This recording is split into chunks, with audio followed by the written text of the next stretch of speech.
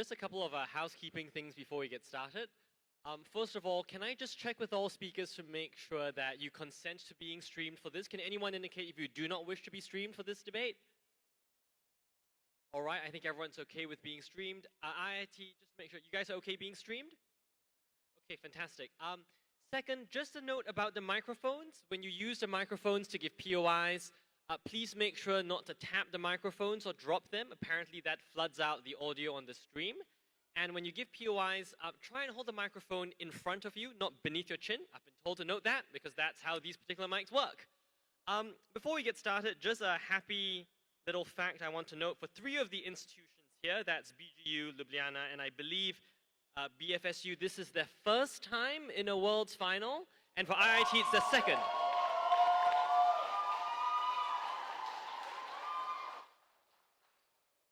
All right, well, this motion has an info slide. The info slide reads as follows.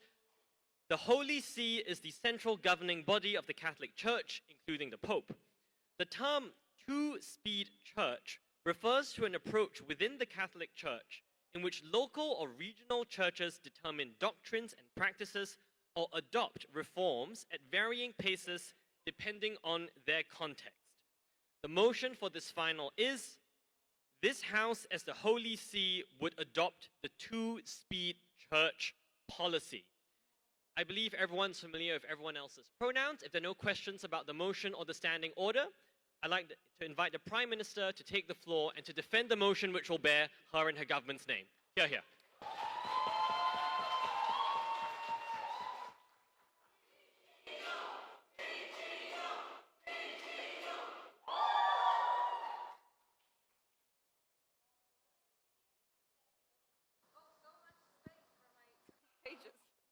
Cool.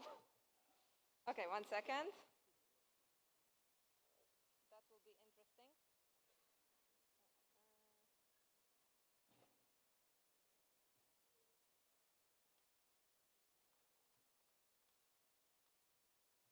Okay, cool.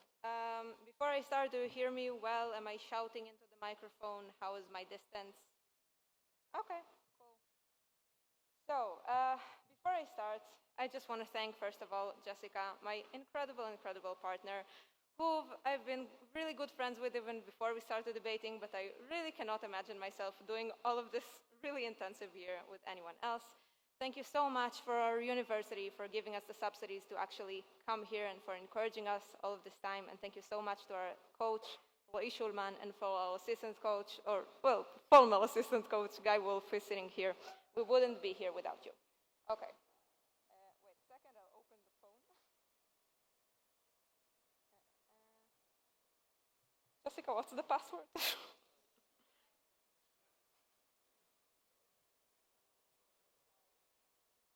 Very professional usually, I swear. Great. Cool. Starting in 3, 2, 1. We will have 2 very simple cases here. We'll explain 2 things. Why some churches wouldn't have changed when they needed to without the two-speed system, and why some churches change anyway, and why we would want more control over how they change. Before I get into why this actually makes more people not stray away from the Catholic Church, and why it actively gives the Holy See more control over the Catholic interpretation of the religion, let's do a bit of definition and framing. We believe that this looks like encouraging generally priests to still do what the Holy See says, still go by the Catholic general religion, and only actually stray from it if there is something that they see they really have a discrete need, right? If they see that people are not listening to them in Mass, if they see that specifically the things that they're conveying are not good enough for their community.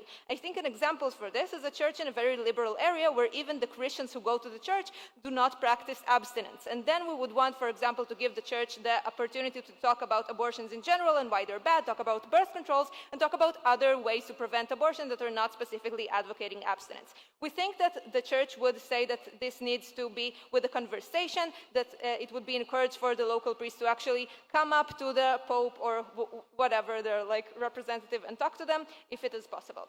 Let's get into it. Why do we believe that the two-speed system means less people stray away from Christian values? So the Pope and the Holy See care about abortions not happening, right? But they also care about premarital sex not happening.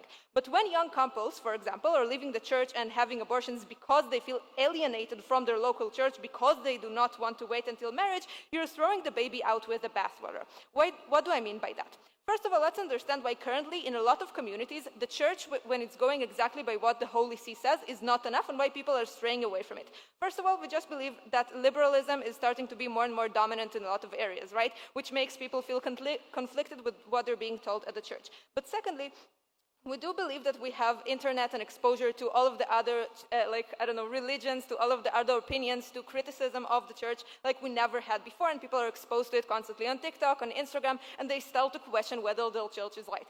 Thirdly, it's just really hard already to abide the religion, right? It's hard to go to the Mass on Sunday when you have better things to say. So when, in addition to that, you also have an inner conflict, it again pushes you away to come less to the church. What does that mean? It means that in those areas that, again, the values of the church do not exactly align with the value of the people that are going to it, people start to stray away. It looks like them coming less and less to Sunday Mass. It looks like them becoming more secular and observing less. It means like maybe them converting to a different kind of Christianity and not staying Catholic.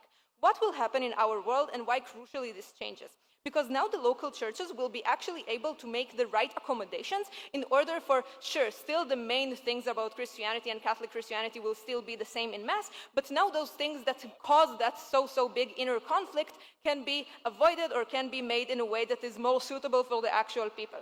What do I mean? And why do we believe that it will still keep the main values of the church while doing those accommodations? Please notice that the people who choose to be priests in local church chose to be Catholic priests, right? Most people don't go and do that. That means that probably they care very, very much about, one, the Catholic Church in general, but two, they also care very, very much about the people in their church and the fact that they will continue coming and actually observing. We think that those people have the most amount of exposure and actual knowledge about the people coming to their church. We think that those people have the incentive to try to find the middle ground between what the Holy See wants and what will actually keep people in the church. And we think that they will make changes that will actually still keep the major things, but without alienating people. So that is what we think will happen in the churches that in the status quo do not make the change, even though that there is some mismatch between their values. Let's talk about the other population. Let's understand why with the two-speed model, the Holy See now actually has more control over the churches who are in the status quo straying away, right? Let's understand why there are churches that are straying away right now. Because, please notice, not all churches can actually face all of those things that I just said. They see that their people are becoming more liberal, they see that the people are going away.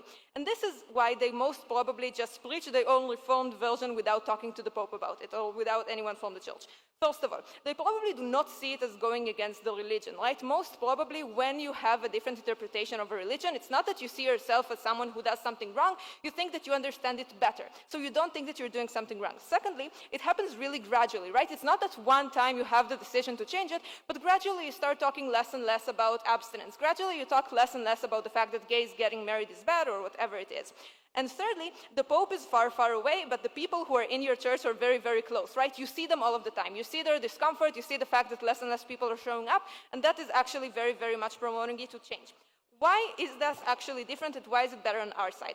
Because right now, when those churches are shifting away from the main Catholic belief, they do it without talking to the Pope or without talking to the church, right? Because they know that it will be seen as a bad thing, because they know they will be judged for it, because they know that they might be not getting promotions as priests because of it. Now, in our comparative, those priests can actually come and talk to the Catholic Church about, hey, what can I do to actually still make those accommodations, but make it in a way that will make you happier? How do you think I should do this, right? They will not feel guilty about doing it. They will not feel ashamed. They will actually reach out. What does that mean? It means that now in the churches that are already in the status quo, becoming more liberalized and more different, at least the Holy See has a say. Now the Holy See can make sure that they're not liberalizing too much to its own taste. Now the Holy See can actually put its own input. Before I move on, yes. Okay, so presumably you can still use slightly different wording in the way that you teach stuff and choose how much you talk about something, but you cannot change the curriculum and the dogma of the Catholic Church on our side of the house, right? I think this is a comparative. Okay. You know what? Even if we agree with you that it's really small things, please notice that when you do not have the two-speed model, as a priest, I will really feel afraid to consult with my higher-ups if I do anything slightly differently, because I'm afraid that they might see it as me going against the church. Only in our comparative, when the Pope actually gives you the okay to have to think about it and to do different changes, to have different adaptations and to adapt to different reforms at your own pace, only then do you actually go to the Pope and you talk about it. What does all of this mean? It means two things. First of all, it means that the most hugest interest of the Catholic Church, which is actually getting people to remain in the church and doing its main values and abiding by its main laws, is kept more on our side. Because I think that we all can agree that the Pope would much better have, 6,000 Christians that are doing most of the things than only 5 Christians that are absolutely Catholic and doing everything, right? But secondly, we believe that it gives the Holy See a much more quiet mind. They know a lot more about what is going on in the churches, they're being consulted a lot more, and they have a lot more control and actual ability to change and shape the way Catholicism is being actually, well, you know what I meant. For all of those reasons, please us.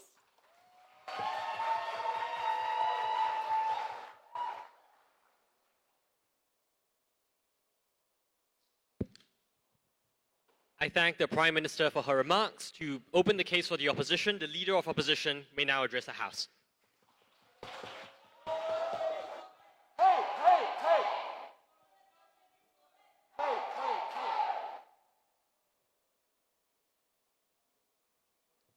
Just checking if this is okay. Yeah, okay. Before starting my speech, I would just like to thank everyone that supported us. This includes the Slovenian community, but also the international community. Y'all were really great. I would like to personally thank David for debating with me. I'm having a blast every single tournament that we do together.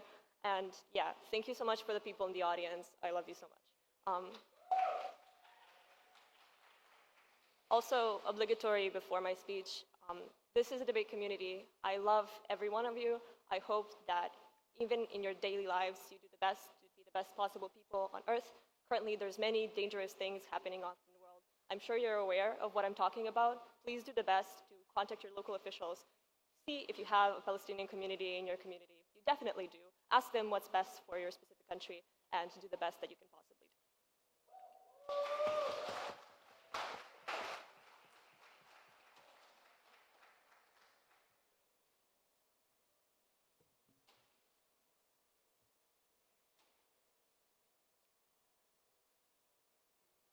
5 reasons as to why the Catholic Church is currently incredibly strong. 1, because of the history and the embedded nature of the Catholic Church within every single culture, within so many places. 2, because of the process in which you are able to become Catholic. This is very important because the amount of time that you need to spend in order to go through every single baptism and through every single thing is bigger than every other denomination of Christianity. This means 2 things. 1, you treat this process extremely seriously, but 2, the amount of time that you spend on it probably means that you're unlikely to stray away from it. Even if you go through doubts in your 20s, even if whatever, it's unlikely that you're not going to end up Catholic. It's unlikely that you're going to relinquish your tradition. 3, the marketing of the Catholic Church is incredibly good. Every single grandma has 5 different magnets of it, but also the type of the way that the Vatican functions makes it so that you're constantly present with it. And 5, it is currently centralized, as in you have a very clear dogma that says that you are able to do very, very clear things, and thus this changes on the side of government. Brief responses to OG. OG says that you're going to be able, that currently people are being pushed away. This is response to it.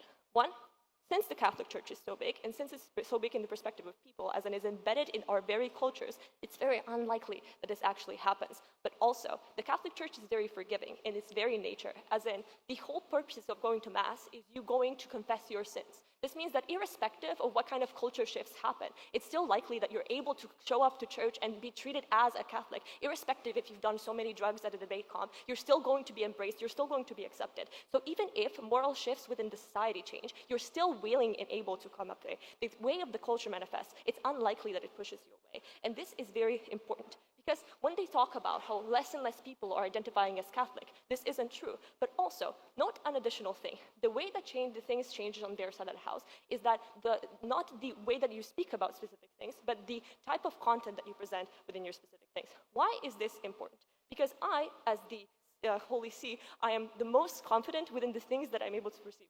big characterization of this, I believe that I am the sole communicator with God, and I should be the one that tells my believers what they should believe and what they should not believe.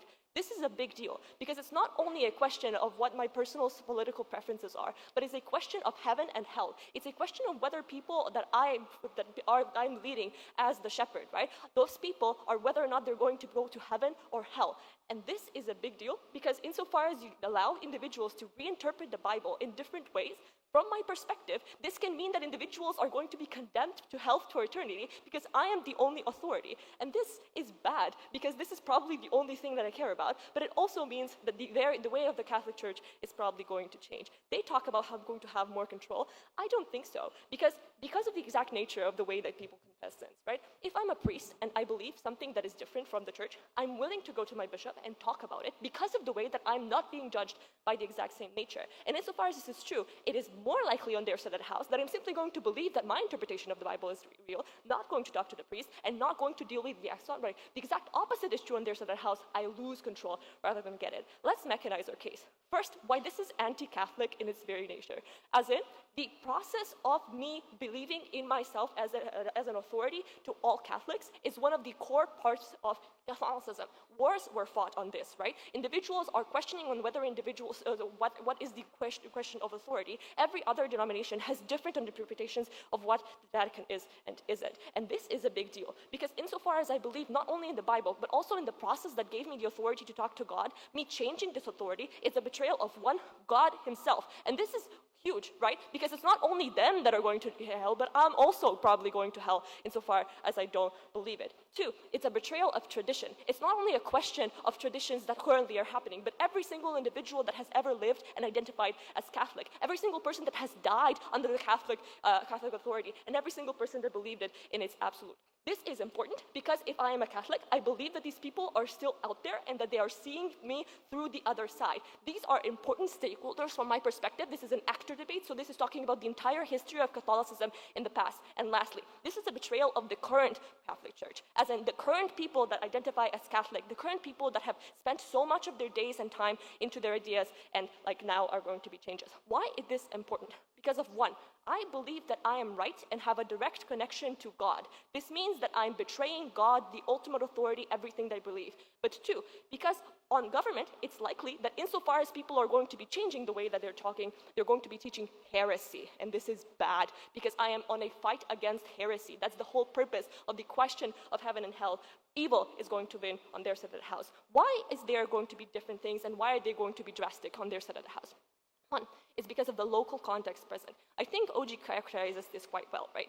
The society changes in different ways, and individuals might believe different things. But more importantly, the way that I empower individuals to understand the Bible differently is going to make me more likely as a priest to change the way that I interpret the Bible as well. This is going to make me question every single thing that I'm going to say. Suddenly I have authority over what I'm going to be able to talk about. But also, I have earthly desires as well. I have the ability to be corrupted. I have the ability to be lobbied, and the people around me are going to give me money for the sake of me supporting a particular candidate. All of these things are completely true. And insofar as it is, I'm likely to be prone to corruption. The likelihood of this amount of power being present in every single community means that these things are going to be prevalent on their side of the house, and this is a lot of power. Yes, I'll take closing. Opening. Mechanism within the church to be able to call out these things, and this is constantly increasing with media presence and other things. Yes, the church can call out these things, but the question here is on whether individuals are going to be empowered to change the way that they're going to be talking to their individuals. You have to defend that side. We don't defend that side. We don't want individuals to go to hell. And also the perception of the priesthood is going to be diminished. Lastly, why is the Catholic Church going to be lower on their side of the house? The comparative is likely going to be similar to other denominations within Christianity.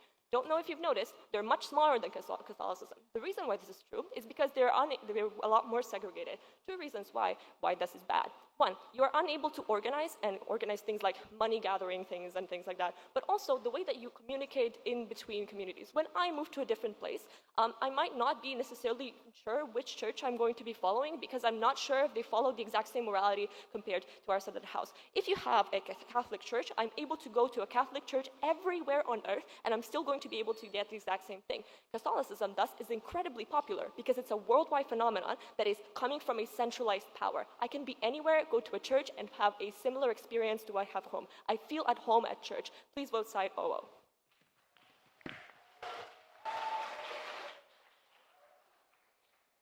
I thank the leader of the opposition. I invite the Deputy Prime Minister to take the floor.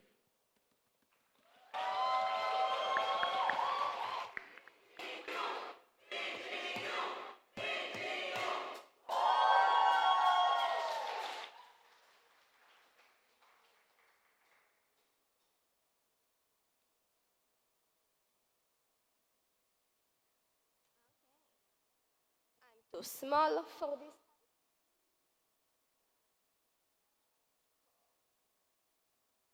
Am I clearly audible? Before I will start, I want to thank a few people.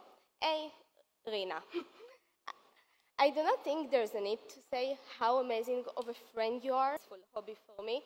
I'm so happy we became friends and then became debaters. The second person who I obviously want to thank is Roy Schulman. He's the best coach. He's an amazing coach, and I'm very, very sorry he's not. Yes, Lucy, he is. And I hope he's not asleep right now because in Israel it's very, very late. I thank you very, very much. The third person is Guy Wolf, who stepped up when we were fine debaters and made us into amazing debaters. And I really, really had great fun hearing every speech he did there. The last people I want to thank is the whole Israeli debating community. You have been a home when I needed one. You have been friends when I needed a back. And I had the best time hearing your ideas, your worldview, and becoming more critical because of it. You're amazing, and you are my home. And we are going to win this debate in... There are two main ways we win this debate. On the first level, on the metric of opening opposition. What do I mean? I mean that if we show you that less people are sinning because churches are liberal only in several places and not on all of the places because the church have to do differently, we win on their metric clearly. The second way we win is by showing you why simply more churches and more people are opting into Catholicism in the first place, and then they do the crazy things that opening opposition wants. Before I dive into it, I want to do one quick point of rebuilding. The only rebuttal we are getting is, listen, the Catholic Church is very forgiving. As a Jew, I'm still waiting for them to forgive me for giving up Jesus to the Romans. But let's be really, really real on that. You have to repent. You have to feel guilty, and when you're repentant and when you're feeling guilty, you have to do all of the stuff that Rina is talking to you about, all of the stuff that are really, really hard for you. You have to be abstinent. You have to be away from any drug there is. You have to be away from any joy, any pleasure on earth. I think that it's really, really hard on their side to repent, and I think it's, as they themselves analyze, it's really, really fun to go to the other side. B, they cannot hold it on both sides. They cannot say that everything you do committing you to eternal hell, and on the second level say, no, they're so forgiving, it's so fine, really. Go do drugs, go have sex, go do abortions. It's only bad if your priest tells you to do it, but if you're doing it on your own, it's really, really, really okay. Have some rebuttals to opening opposition. What opening oppositions comes up and says to us? They say, listen, you put in a lot of effort, and because of that, you will not opt out. reality check, as they themselves said, a lot of people are opting out of Catholicism because being liberal becomes more and more prevalent, because you have, as Rina already analyzed and got more rebuttal, more access to the internet, more access to how fun it is being outside of the church. But the second thing, you have a lot of pressure. You constantly need to think about every little thing you are doing. You constantly need to think of, is this a sin? And it's extremely hard, especially in places when you're in a liberal environment, which is where the changes happen. If all of the people around me are having sex, if all of the people around me are doing light drugs, it's much harder for me not to do it. But if I'm a devout Catholic, it's still easier for me to not do abortions and to donate to the poor, which are the things that we think that will be on both sides, and which are the things that the Catholic Church wants. And then they come up and say, listen, this is a heresy. The Catholic Church is extremely strong right now. Why do they do this? On their own analysis, if it's so nice to go out of the Catholic Church, if the moment priests are given the option, they're going to say, no, go do abortions, go do have all of the fun. I do not think that the Catholic Church is as strong as they are characterizing. On the second level, this is a straight up lie. The Catholic Church knows it has to change itself. The Catholic Church already had a pope who said that it's okay to be gay, because they know that if they do not do this, there's going to be immense pressure on them. There's going to be immense pressure on people to opt out. They're getting less donations and they're losing power. We're giving them as a unique mechanism to do this only in specific places, only in the most liberal places, only in the places in which this change would have happened anyway, while still keeping the things that are important and core values in the Catholic Church. We think that this is much better than the pressure that are applied to them right now. Before I go into impact, I would like an extension.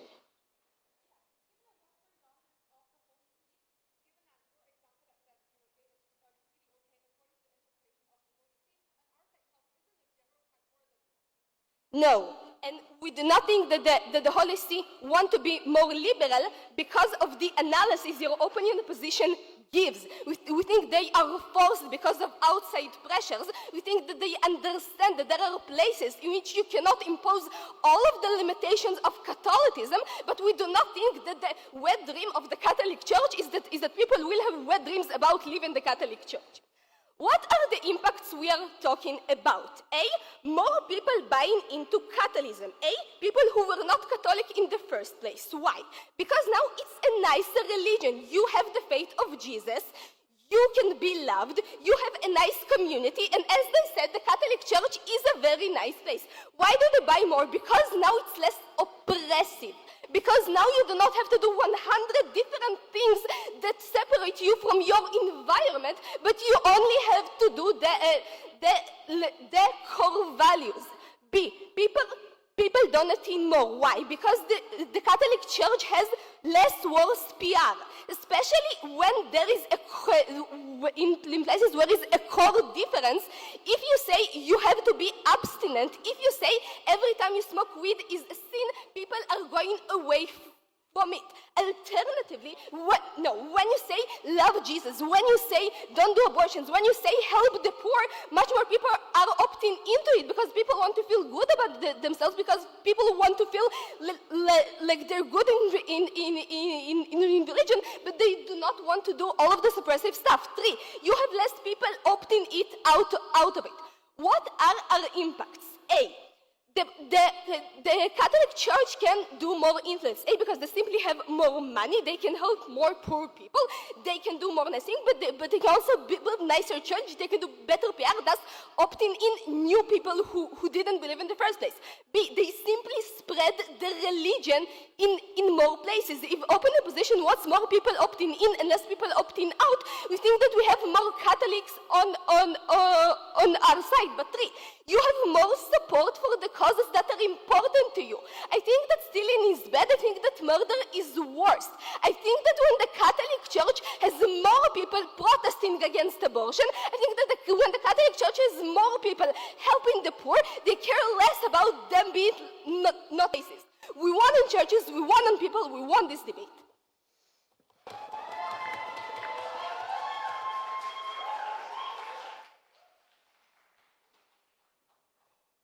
Right, I thank the Deputy Prime Minister. Just a small point of order before the next speaker comes up. Do try when you give your POIs to use the microphones. I think the people watching back home would love to hear your POIs. It's also slightly easier for the judging panel, to be honest. Well, in that case, let's get cracking on. Deputy Leader of the Opposition, you have the floor. Countless people died in the Crusades for. It is the countless people we've killed in our mass inquisitions for. It is all the things that we have done in the past, good or bad, that have led up to this moment. But B, because this is a prerequisite type of thing, I only care about Catholicism spreading and teaching individuals Catholicism if it is the Catholicism that I perceive to be correct. If it is the Catholicism that I perceive to not damn these people to eternal real life in hell. And notice, even if the way it's taught is good on their side of the house and not very radical, it still damns them to hell because they betray tradition, they betray God, and they betray the Catholic Church, which is the word of God in and of itself. For all these reasons, clear OO.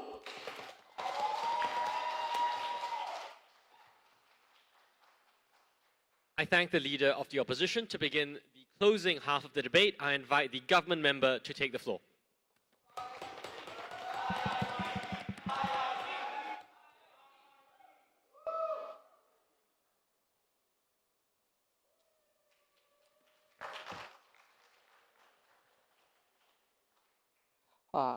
Yeah, so sorry, this is going to be a little bit long of a thank you speech. First, I want to thank my mom.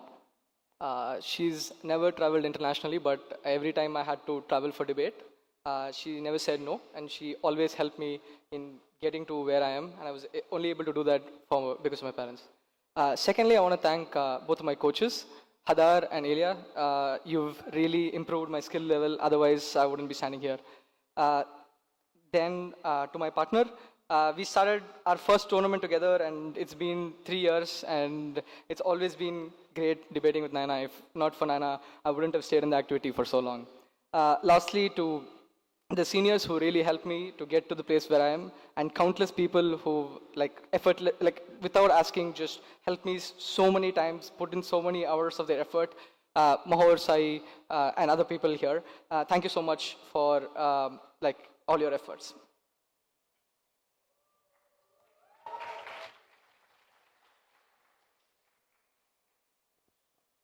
Ready?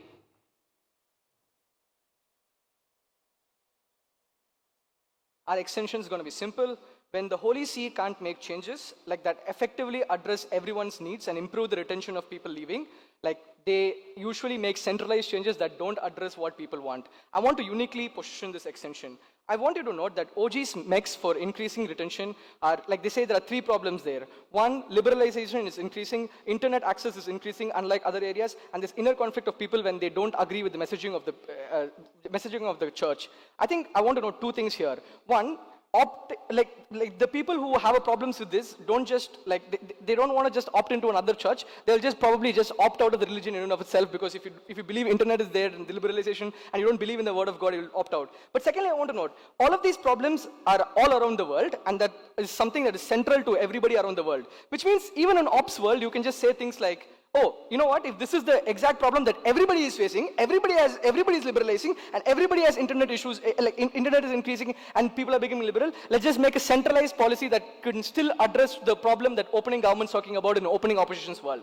What then is this debate about? I want you to note that this debate is about the people who opt out of Catholicism to go into other Protestant churches. Why is this the case? I want you to note Protestant churches offer you much more choice, because you can still achieve salvation by understanding the word of God, but you also can be your own true self, being because you can go to a gay church, you can go to a gay church, you can go to a pro-choice church in Texas. There are even Indian Protestant churches that reflect the Indian cultural values, which show things like you can do a feast for Jesus, you can do a procession, you can take take him around like roads and streets and things like that. These are things that the Catholic Church is not able to do because it's so centralized and the rules and regulations are so strictly centralized, which means they're not able to effectively change like policies and ensure that everybody's needs for spirituality is met equally.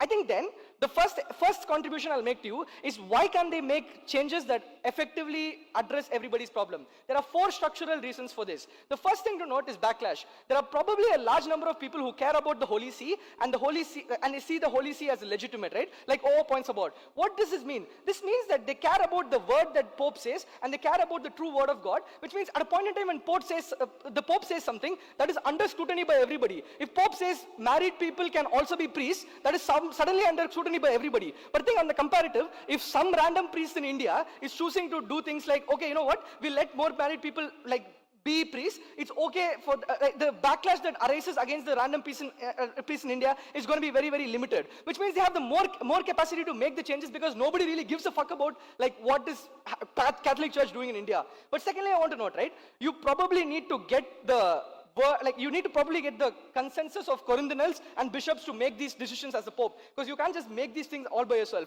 I want you to note, all of these people are brought up in pure Catholic ways. If you're brought up in church for so long, and if you want to become a cardinal or someone who's at the position where you can make the decision or power, at the position where you can make the decision, that means you've been propagating the absolute true Catholic way for 70 years or so. You never really understand what is changing because that's what you've been doing for 70 years. Which means the people who are priests are probably only like there for 10, 12 years, which means they're more susceptible to understand the people's need and make the changes more effectively for what people need. But thirdly, I want to note, right, any changes that you made have to be centrally applicable for everyone as a Holy See. Because if you want to have a centralist structure like their side, which you can only make populist changes, because that's the only way you can effectively ensure everybody's there. But secondly, even if that is not true, you're limited by the changes you can make, because you can't just say things like processions are allowed because you want to have more people in India join the church. You can only do things like we'll decrease the Eucharistic ritual time, or things like we'll change the procedure of the Eucharistic ritual. These are things that people don't necessarily care about, and that's the only kind of things you can change as a pope. Fourthly, I want to note, right, why, when you're not able to make these changes and address the changes, and Protestant churches are making the changes and they're actively attracting people, you have only one strategy to do, right? You will only say that the things that Protestants doing are bad, so gay churches are something that is against the Catholic Church, and that is something that we don't have to do. This alienizes more people. This makes more people think that the Catholic Church is not for them, and the Catholic Church is not actually representative of what people want, and is not representing the people's spirituality. So what exactly does these changes look like, and why are these changes good, and the impacts of these changes? I wanted to note, in all form, it looks like something that people are looking for. So for example, in a liberal region, gay people in the region think that they want to be a part of the Eucharistic ritual, they want to be able to get the communion, but they're not able to get the communion, which means they say, you know what, I'll go to the Protestant church. These are the people who are going to be changing on our side, because if the priest is able to make the decision for himself that it's okay, I will let you have the Eucharistic ritual, this person is more likely to stay in the church, this person's family is more likely to stay in the church. But I think it is also applies to a broad spectrum of people, right? Because if a Texan who's pro-choice, who's pro-life is saying that I want to go to a more radical church which propagates that kind of ideas, you are more able to get these people to our side of the world, because you're able to propagate what is necessary for the people in that particular region, and they're able to get the retention particularly. I think what this means is, on all levels, you're able to get these people to change. Yes. Ignoring the fact that most of religion is perpetuated by traditional people that just do it in their family, this is a betrayal of God on your side of the house. You need to I'm getting to it. I think two responses to opening opposition for why this is not a betrayal of God.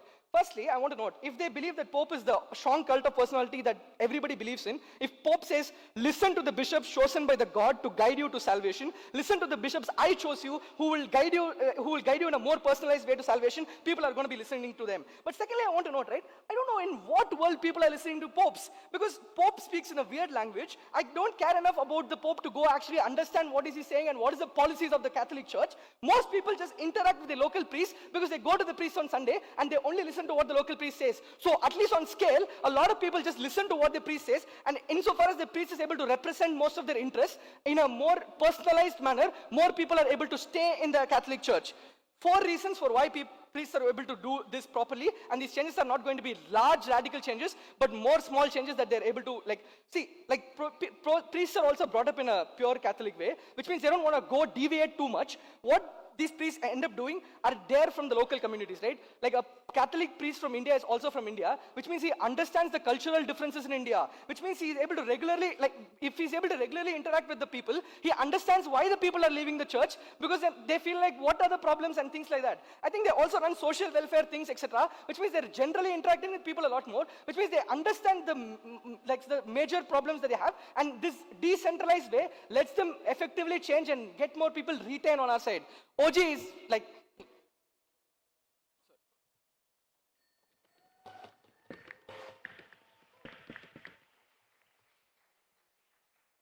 I thank the government member.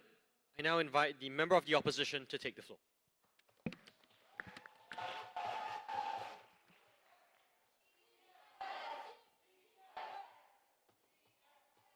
Thank you so much. Okay, so before I start my speech, I also have a thank you speech. And, but before that, just a piece of clarification. I'm only debating, so there's nothing about my personal opinion. And nothing in my speech is related to China, so yeah, nothing is related to China. And before I start my speech, I want to express my sincere gratitude to those who helped us along our debate careers. Thank you to our friends who are shouting the name of our institution and who come here to support us today. And thank you to those who are physically in China but mentally with us. I just really want to mention a few names. Thank you to Betty, Andy, Yolanda, Jerry, Mary, Catherine, Mindy, Iris, and many other members of our debating society. And also thank you to other Chinese debaters who are really kind and supported us a lot. Thank you to Ray, Ivy, Judy, Momo, Lauren, Aaron, and Sharon, and many, many others.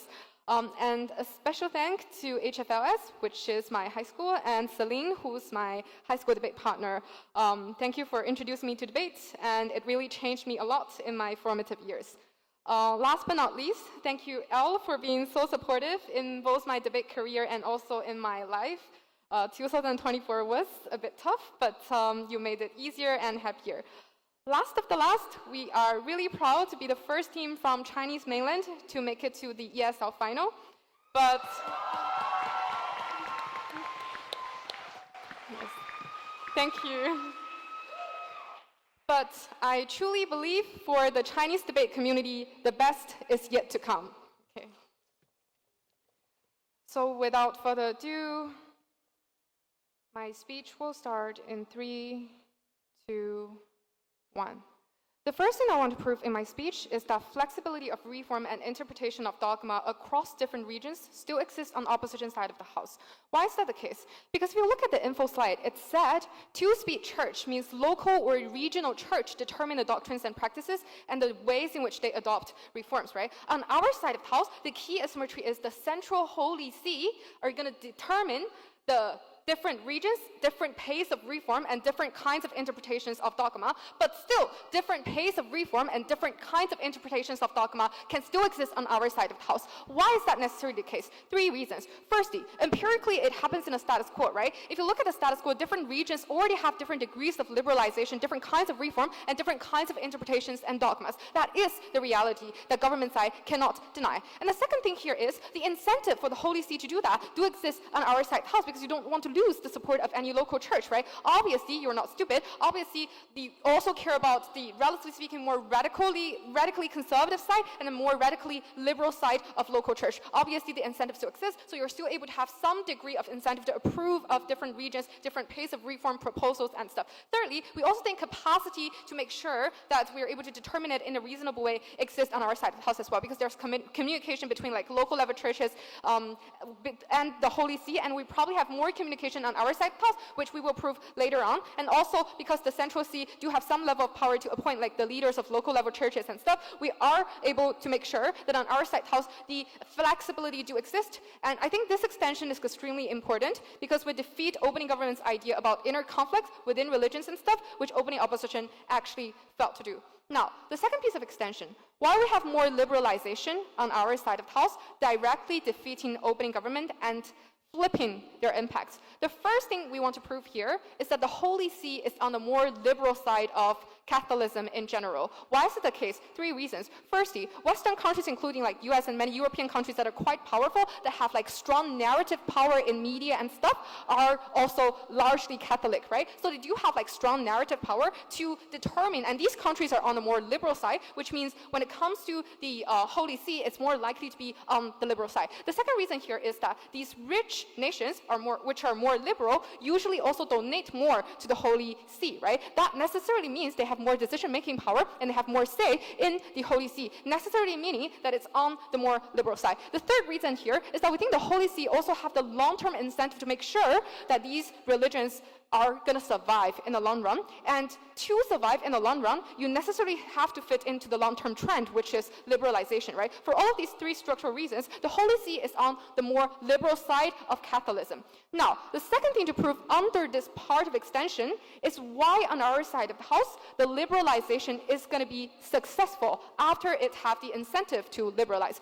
Firstly, why Holy See will successfully persuade local level regions to be more liberal. Firstly, we think we have a lot of negotiation incentives on both sides of the house. On our side house, when the Holy See have more power, the Holy See obviously actually have like more incentive to communicate and like trickle down its reforms and stuff to the local level churches. And we also think local level churches have more incentive to communicate with the Holy See on our side of the house, because on our side of the house you have to listen to the Holy See, right? So communications increase way more on our side of the house. And the second part of this, why is it necessarily successful? Because we think the Holy See is not stupid, right? You obviously are going to persuade the local churches in a way that, for example, you're going to give them incentive to liberalize. For instance, if you liberalize, I give you more money. If you liberalize, I give you more benefits in different kinds of forms. So we necessarily believe that these regional churches will also agree with the Holy See to liberalize to a massive degree on our side of the house. After the liberal See decide to liberalize, why is it necessarily successful in the reality? Why can we land the benefits then? Firstly, we think obviously the regional level like churches and also the Holy See is not stupid, right? So we don't think it's going to be the radical reform that opening opposition try to conveniently characterize. We think it's probably the incremental kind of reform that is quite progressive. And you also have like a lot of expertise and information, and the Holy See probably have more of these expertise and information to determine the reform in a progressive and reasonable manner. And secondly, we also think you have the ability to frame the reform and gradually change your interpretation and stuff. You can also learn from the different places, from the different examples, different cases of reform and different cases of interpretation to make sure that when you try to like apply it into more regions, you apply it in the reasonable manner. What is the comparative then? On their side of the house, number one, I think the more conservative regions literally have no incentive to liberalize, because you don't need to listen to the Holy See on your side of the house that much, given that you don't have to get approval from them. You can just, decide whatever you want to do with yourself, right? And given that it is not that easy to liberalize, so you do need like incentive to liberalize, which doesn't exist on the other side of the house.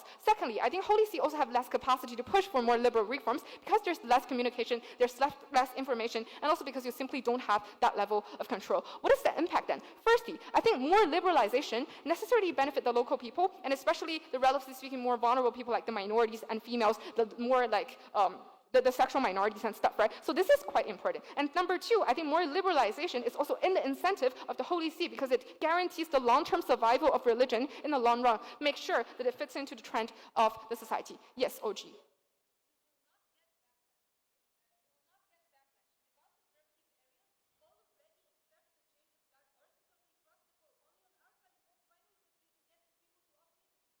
No, on our side of the house, they trust the Pope more. On our side of the house, they listen to the Pope more. On our side of the house, they communicate with the Pope more.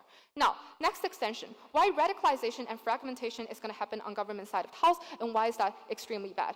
First mechanism, different regions decide on their own reforms and doctrines and practices, and given that I've already proven the most conservative branch and the most liberal branch probably don't have much incentive to change, at least it's less likely to change, right? This means different churches in different regions are more and more different on their side of the house, directly leading to like radicalization and fragmentation. And also because the lack of communication, right? Which is my second mechanism. The Holy See have less communication with regional churches, which means regional churches have less incentive to report everything, to communicate with the Holy See, given that they don't have that much control over you. You don't need to get their approval and stuff. And oftentimes they think it's like unnecessary and not efficient. When they don't have to do it, they don't want to do it, right? The impact here is firstly, we flip OG's impact about like less inner conflict, because on the other side of the house, there's more radicalization and more fragmentation, which means different churches are more and more different with each other.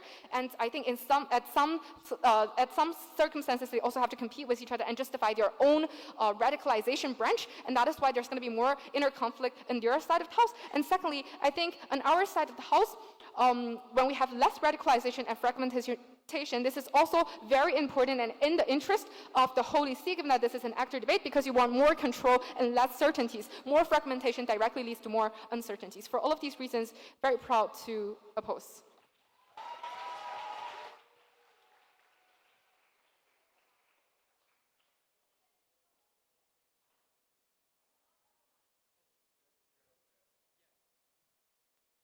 I thank the member of the opposition.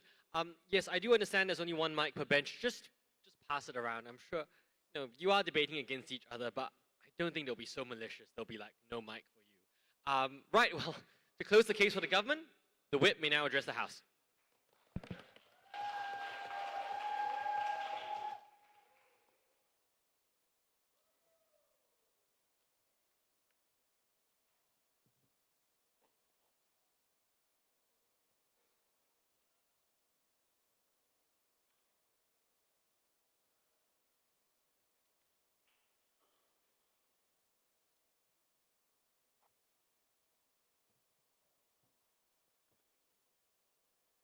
Hi. So I have a few thank yous to make. First, and most importantly, to Jordyn for being the best teammate that anyone could ask for being enthusiastic for the two of us when I couldn't, and for reminding me of all the good things that debate gave to my life when I felt like I should quit. I'm so glad we were on this journey together. To my coaches, Hadar and Ilya, thank you for seeing the promise in us, and thank you for working tirelessly to help us reach where we are today. And finally, the greatest thing that all of us need to take away from debating is to keep an open mind. No belief is wrong just because you disagree with it, and no policy or action is an absolute good just because you think it is. I'll start on that note. Right, starting in 3, 2, 1. Two responses to CEO. Firstly, the case is a knife to OO. OO says that the church does not want to make any big changes or liberalize, and this is terrible for it. CO says that you should liberalize. There's no way we can reasonably engage with both of these. OO's characterization is more likely. Jordyn has already explained to you why the Holy See is unlikely to make many big changes, right? Secondly, note that CO doesn't tackle anything about how churches make the small changes that happen in most regions, right? This is not about large-scale liberalization, and that is exactly what we characterize the debate to, right? OG just says things like, oh, the church will change policies about things like abstinence or things like abstinence, right? We give you a more reasonable characterization of this, right? It actually looks like the church in Latin America allowing priests to be married. It looks like churches in, say, India or other parts of Asia allowing the inclusion of, say, indigenous practices or other things into the rituals, right? These are region-specific changes, not broad changes that affect everybody, which the Catholic Church will anyway never do for the reasons Jordyn explains to you. Our characterization is far more persuasive. Quickly on why these changes are extremely necessary. If you don't allow married priests or married priests or female priests in Latin America, you simply won't have enough people available to run the church because you're not able to get it, because that is exactly the problem they're facing the status quo. Not enough people want to work in the church. They don't see this as a valuable career option that makes them enough money to keep their families running. Which means that having these priests is a prerequisite for any of the beliefs for any propagation of Catholicism or getting any benefits that the Holy See wants to get in the first place. If in other places, right, it's necessary to include local traditions because that is how you're able to recruit people on a large scale. When indigenous people feel like their religion is causing them active discrimination, or when people feel like their religion is not satisfying their beliefs, they're likely to switch to another religion. But it's so much more easy for them to switch to their other religion and pick Catholicism as their other religion if the traditions that they care about, if the festivals or the way they celebrate things, or simply like all of those things are part of the Catholic Church as well. It's so easy for the Catholic Church to draw these people and increase its flock. This satisfies the benefit that all sides want, which is increasing the buy-in and opt-in to the Catholic Church, right? People want these traditions to be part of it because it's part of their nostalgia from, what they used to celebrate, what not, right? But also finally, right? note that this policy has existed to some extent within the Catholic Church. The two-speed approach looks like the things I described to you in Latin America, looks like the things I described to you in India. This is exactly what the two-speed policy is. And this is exactly why the Catholic Church has been able to expand its reach within these two regions. We think it's an excellent thing that it's able to do so. Right. Next on why our extension is really so important, right? OG just says, hey, you need opt-in. But why? The Pope is not an employee who needs to give Excel figures to God every month, right? The reason opt-in is so important is that the Holy See feels that it's a personal responsibility to stop people from going to hell, which means the more people they can get into the flock, the more people that they can stop from leaving the flock, the more they're fulfilling their divine duty to God, right? But also secondly, right? And note that they care a lot more about this than things like having control over the population, because this is their literal divine duty. It's more important than OG's explanation of control. But also secondly, right, note that these priests on an individual level, they feel terrible when Harry, who used to come to church for so long, suddenly leaves the church because he feels like it's actively speaking out against its beliefs or simply not including its beliefs. You feel like the priest feels like they failed them, which is why they want to maintain this opt-in, which is why it's so crucial for them, right? This is much more why it's so crucial to them. Also, secondly, why is opt-in actually important is because it's a prerequisite for all the benefits of the faith, and the Holy See is well aware of this, right? You can only get the benefits that you want people to have, which is the feeling of catharsis, which is the feeling of safety when you're scared, that God will be there for you and protect you. If you're sick or you're worried about death, that it's okay, you will go to heaven. All of these benefits that people want, that the Holy See wants people to have, they can only have if they feel like the church is actually there for them, if they feel like the church actually cares about them. The second thing then from what Sharon explained to you is why people feel so much more cared about them, right? And here I'll start with responding to O. O tells you that people feel unclear of what being a Catholic means. They feel like, the church is betraying them and so on, right? Firstly on this, right? The way that this is done, and we have obviously fiat for this, and this is just sensibly how the church would do it, is the Pope telling you, trust in your pastor, right? The pastor who is the proximate authority, who you're used to going to church every single day and listening, your dad is not the main authority of the Catholic Church that you see, it's probably a pastor, tells you that you should believe in what they're espousing to you, which means that the average person, and largely this in groups who are people who are already committed to the Catholic Church, are the people who are going to believe this most, that when the priest says you can make these changes, and the priest says these changes are good, they're going to trust the priest because they've done that literally all their lives, right? The Catholic Church can do this messaging in a good way. It's unclear from OO why they do it in a bad way, right? But also secondly, right, note that the maximum change that's going to happen is going to happen in places where this change is absolutely desired by the people and demanded by the people, which means these people are not going to feel like the church is betraying them. They're going to feel like the church is finally listening to them and giving them the changes that they have wanted all this life. This actually increases opt-in on those areas. Before I move on, Any amount of change only matters if we as the Pope want these kind of things. We tell you why surrendering authority in the first place is betraying the Catholic tradition, is betraying God. So even if you do it well, in the action of surrendering our authority, we're betraying God, we're betraying the church. Right. Very simple. You care about fulfilling your duty to God, and your duty to God is not maintaining every single line that was written in the Bible. It's making sure that most people, and as many people as possible, follow the most important tenets of your religion. You know that this is likely what God wants you to do, and this is likely the only thing that you can do, which means you're more scared of so many mass exodus out of this church and nobody following this than you are of allowing a few small changes which probably don't impact the biggest things you care about as a religion, right? But also the second rebuttal to OO here, right? They tell you, hey, you feel betrayed. But no, most people don't actually know what happens in other places around the world. They don't actually have the capacity to travel there. That is not covered in their local news, which means what they know most is what is happening around them. And what is happening around them is that the average Texan feels that their more conservative views are being represented in the preachings of the church, are being represented in the views that the pastor tells them to do, which means they feel the exact opposite of betrayal. They feel like the church is listening to them, the church is worth staying in, and this is when they actively opt in more to the church, when they feel like the church cares about them. But also finally, we way over OG because we explain that they just say exposure is why people are opting out. We say the church actively refusing to make changes, which it can't make, as Sharon explains to you, is why people are opting out. And also the church actively producing rhetoric against people who are trying to opt out also causes people to opt out.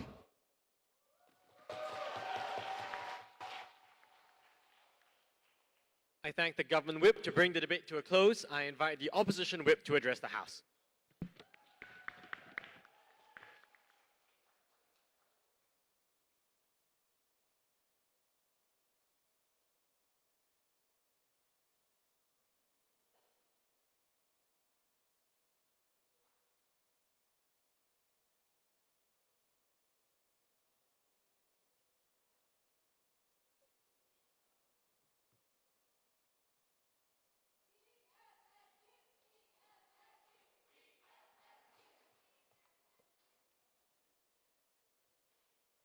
Happy to see that this time you mentioned the U.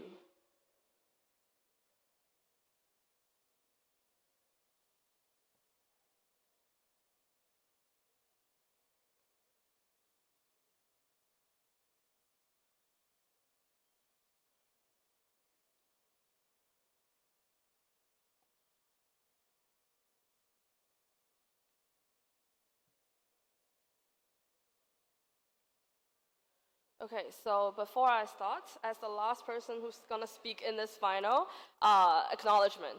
So yeah, thank you to my partner Carol, without whom I might already give up in Istanbul airport, and thanks for her support and companion. And especially thanks for one of my best friend, Aaron, who offered me comfort when I couldn't break in a lot of tournaments, and without whom I might already give up debating for like a year ago. And thanks to a lot of my friends from China, Andy, Mingdi, Momo, etc., names already mentioned by Carol.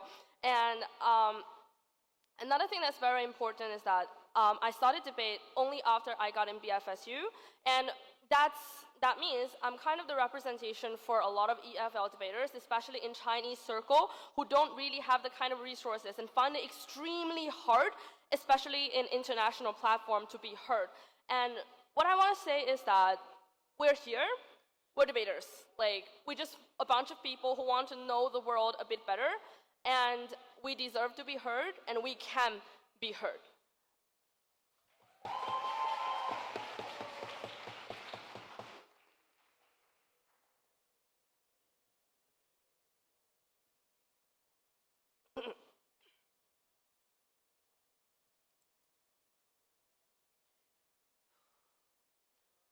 At the end of today's debate, we already agreed that liberalization or liberal reform is the only way that we can guarantee the long-term stabilization of believers. That's the only way we can attract more believers in today's fast-changing society.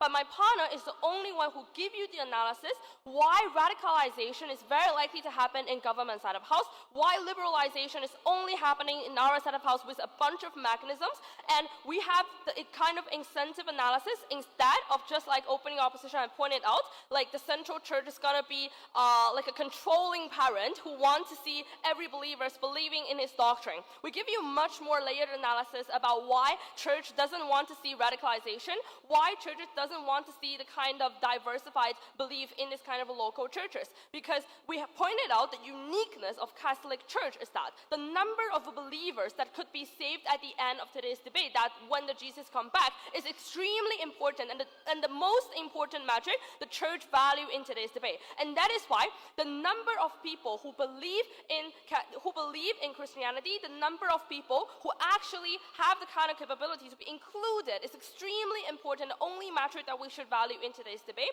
And we already agree that because Catholic has been existing for a long time, so the Catholic Church have the kind of long-term incentive to guarantee that more believers and a large number of believers will convict into Christianity at the end of today's when Jesus come back. And that is why we went to this debate.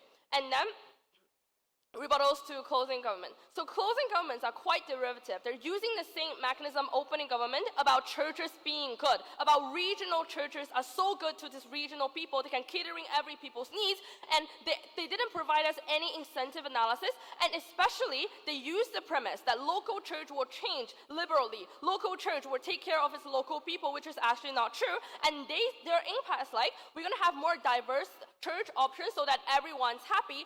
All's response is that you will be seen as a traitor.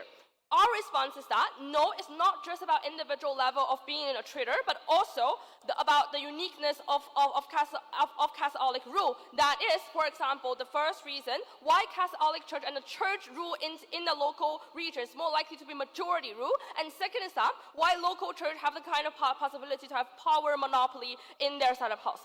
And then opening government. Opening government basically are saying, so first they think we're going to have less discussion. They're going to have more discussion if we have the kind of two-speed policy, which is not likely to happen. Because only in our side of house, the central church is taking the burden of making better policies, to pushing the reform, no matter being liberal or conservative, right? And that is why only in our side of house, they have the kind of burden to push for more discussion and leave for room for discussion, or they're going to be lobby, or they're going to be the voices against them. That is why discussions with local churches is more likely to happen in our side of house instead of because in government side of house, they directly give a lot of power to local churches, which enables them to reject communication instead, but directly impose their action. Second is that they say that local churches are good. Local church cares about people. Well, here's several reasons why local churches actually don't care about people. So the first reason is that local churches are basically the rule of local neighborhood. And local neighborhood, especially when we're talking about small regions and this privileged area, what the kind of consistence of the local people are quite exclusive, are quite consist of the majority of group, for example, from the same ethnicity.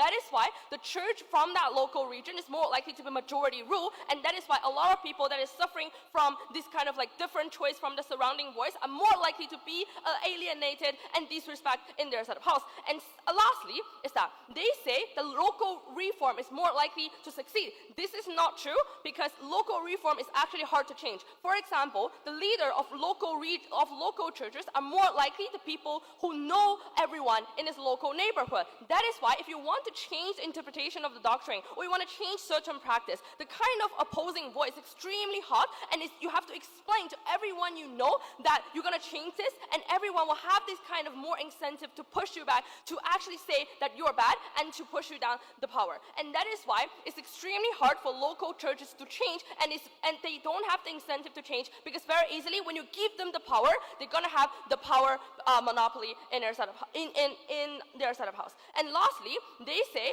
that regional church is extremely good. No, they are not good, because in areas where the church or Catholic believers are minority, like pointed out by opening government, then the church's believers and the leaders in church, they tend to feel like they're different. They are the one who hold the truth, unless they are intervened by the central government to be liberalized, which is enabled in our side of house uniquely. And then weighing against opening opposition. So opening opposition give us this kind of comparison that whether people have access to central government or not. The real comparison is that with this kind of two-speed system happening, we directly have a separation between the local churches and the central churches. Directly means that the narrative are more controlled in local churches, because the local people know the local leaders and they grew up alongside by them. That is why the kind of comparison they give is not enough. Our comparison about the premise of consistency is uniquely proved in our side of house about reform is the only way to attract more believers, and our side and CO is the only one who uniquely step in and prove to you why consistency can only happen in our side of house. No. And then, why consistency is only likely to happen in our side of house. My partner already proved to you that flexibility will happen because the burden is uniquely being put on the central churches. That is why the central churches have incentive to include local churches, include the discussion, and central churches have more information and more power for how many believers we actually have for this year, global wide, and that is why they have much better incentive, much better capacity to push for discussion and push for reform. And secondly is that liberalization is more likely to happen according to a lot of reasons my partner already gave you, because a lot of the narrative control of comparatively developed and liberal country about the churches have long-termist goal, etc., etc. And my partner already proved to you this kind of uniqueness of Catholic churches' incentive about having a bigger number of people included in this kind of belief, and the kind of consisting metric that the consisting mechanism that is pushed by opening opposition is simply not enough because of structural reasons. Yeah.